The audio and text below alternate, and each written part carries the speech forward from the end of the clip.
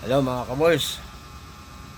Mga kaboys, ikwento ko yung experience ko na nang umuwi ako ng Bicol. Sumakay ako sa bus. Doon ako sa likod ng driver nakaupo. Ngayon, puno na yung mga pasahero. Umalis na yung bus. Ngayon, pagdating sa Quezon, alam mo, di ko na makayanan, ang sakit ng tiyan ko. Sabi ko, napasama yung kinain ko kako. Sabi ko, napasama. Sabi ko, ang sakit na, hindi ko na kaya. Eh, pumara ko. Mamang driver, pakihinto lang. Taing-taing na ako. Sabi ba naman nung driver, sinagot ako, guni-guni mo lang yan, Brad.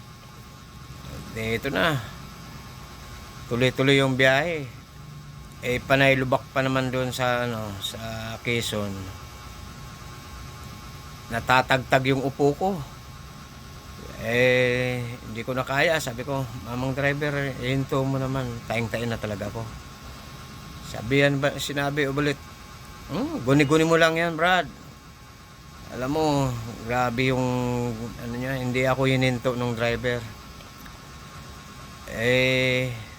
Hindi ko na nakayanan yung sakit ng tiyan. Alam mo, lumabas yung tae ko. Hindi ko na makayanan nangamoy doon sa na amoy aircon aircon yung sinakyan ko. Naamoy ng lahat. Ano yan? May amoy tae.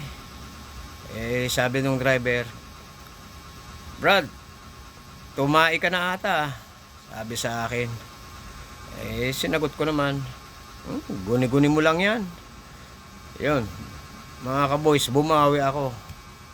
Yun, kalat ang tae.